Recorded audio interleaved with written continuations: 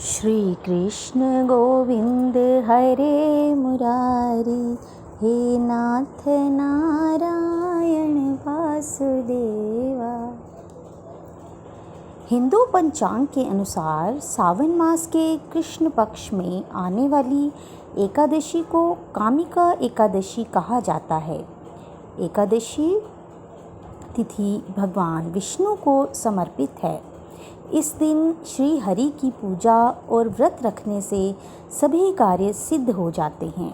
इस बार 24 जुलाई 2022 रविवार को कामिका एकादशी पड़ रही है। मान्यता है कि कामिका एकादशी की कथा मात्र सुनने से जीवन के पाप कर्मों से मुक्ति मिल जाती है और व्यक्ति मोक्ष प्राप्त करता है। आइए जानते हैं कामिका एकादशी की तिथि और कथा। कामिका एकादशी तिथि का प्रारंभ 23 जुलाई 2022 शनिवार सुबह 11:27 से 24 जुलाई 2022 रविवार दोपहर 1:45 तक है। आइए सुनते हैं कामदा एकादशी व्रत कथा। कुंती पुत्र धर्मराज युधिष्ठिर बोले कि हे भगवान, अब आप मुझे श्रावण मास के कृष्ण पक्ष की एकादशी की सविस्तार कथा सुनाइए। उस एकादशी का नाम तथा उसकी विधि क्या है? उसमें कौन से देवता की पूजा होती है? श्री कृष्ण भगवान बोले, हे राजन, मैं एकादशी की कथा कहता हूँ, उसे ध्यानपूर्वक सुनो। एक समय इस एकादशी की पावन कथा को भीष्म पितामह ने लोकहित के लिए नारद जी से कहा था। एक समय नारद जी ने पूछा कि पितामह, आज मेरी श्रावण माह की कृष्ण पक्ष की एकादशी की कथा सुनने की इच्छा है, अतः अब आप एकादशी की व्रत कथा विधि सहित सुनाइए। भीष्म पितामह नारद जी के वचनों को सुनकर बोले, हे नारद जी, आपने मुझसे यह अत्यंत सुंदर प्रश्न किया है। अब आप ध्यान लगाकर सुनिए। श्रावण माह के कृष्ण पक्ष की एकादशी का नाम कामदा एकादशी है। इस एकादशी की कथा के सुनने मात्र से ही वाजपेय यज्ञ का फल मिलता है। कामदा एकादशी के व्रत में शंख, चक्र, गदाधारी विष्णु भगवान की पूजा की जाती है। जो मनुष्य इस एकादशी को धूप, दीप, नैवेद्य आदि से भगवान विष्णु की पूजा करते हैं, उन्हें गंगा स्नान के फल से भी बड़ा फल मिलता है। यही फल सूर्य, चंद्र ग्रहण, केदार और कुरुक्षेत्र में स्नान करने से मिलता है। श्री विष्णु भगवान के पूजन का फल समुद्र और वन सहित पृथ्वी दान करने और सिंह राशि वालों को गोदावरी नदी में स्नान करने के फल से भी अधिक होता है। व्यतिपात में गंडक नदी में स्नान करने से जो फल मिलता है, वह फल भगवान की पूजा करने से मिल जाता है। भगवान विष्णु की पूजा का फल श्रावण मास के कृष्ण पक्ष की एकादशी के फल के बराबर है। अतः भक्तिपूर्वक भगवान की पूजा न बन सके तो श्रावण माह के कृष्ण पक्ष की कामदा एकादशी का व्रत अवश्य करना चाहिए। आभूषण से युक्त बछड़ा सहित गोदान करने से जो फल मिलता है, वह फल कामदा एकादशी के व्रत से मिल जाता है।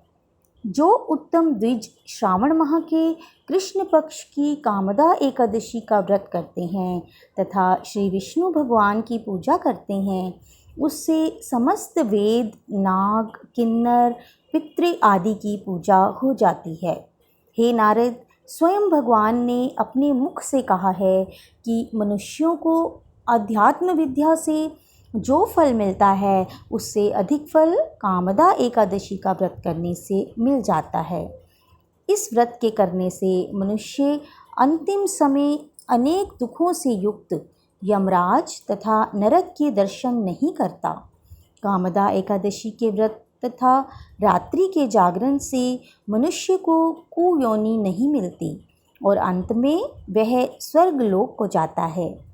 जो उत्तम मनुष्य श्रावण माह के कृष्ण पक्ष की कामदा एकादशी को तुलसी से भक्तिपूर्वक श्री विष्णु भगवान की पूजा करते हैं, वे इस संसार सागर में रहते हुए भी इससे इस प्रकार अलग रहते हैं, जिस प्रकार कमल जल में रहता हुआ भी जल से अलग रहता है। भगवान की तुलसी दल से पूजा करने का फल 1 भार स्वर्ण और 4 भार चांदी के साथ दान के फल के बराबर है। श्री विष्णु भगवान रत्न, मोती, मणि, आभूषण आदि की अपेक्षा तुलसी दल से अधिक प्रसन्न होते हैं।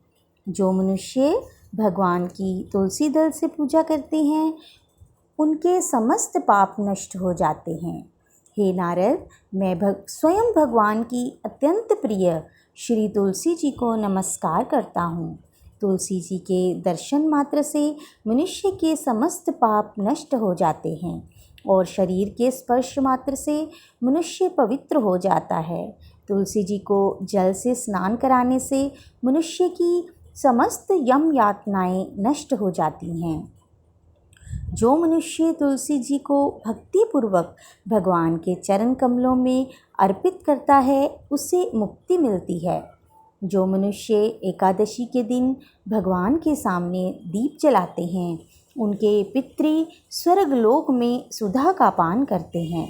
जो मनुष्य भगवान के सामने घी या तिल के तेल का दीपक जलाते हैं, उनको सूर्यलोक में भी सहस्त्रों दीपकों का प्रकाश मिलता है। इस व्रत के करने से ब्रह्म हत्या, ब्राह्मण हत्या आदि सभी के प्रकार के पाप नष्ट हो जाते हैं। और जो मनुष्य इस व्रत को करते हैं, वे इस लोक में सुख भोग कर अंत में विष्णु लोक को जाते हैं। इस कामदा एकादशी के महात्म्य के श्रवण व पठन से मनुष्य स्वर्ग लोक को जाते हैं। भगवान विष्णु सर्वोपरि हैं। वे अपने भक्तों की निश्चल भक्ति से सहज ही प्रसन्न हो जाते हैं। तुलसी जी भगवान विष्णु की प्रिया हैं। भगवान हीरे, मोती, सोना, चांदी से इतने प्रसन्न नहीं होते जितनी प्रसन्नता उन्हें तुलसी अर्पण करने पर होती है। तो बोलिए श्री हरि विष्णु भगवान की जय। माता लक्ष्मी की जय। श्री कृष्ण गोविंद हरे मुरारी, हे नाथ नारायण वासुदेवा।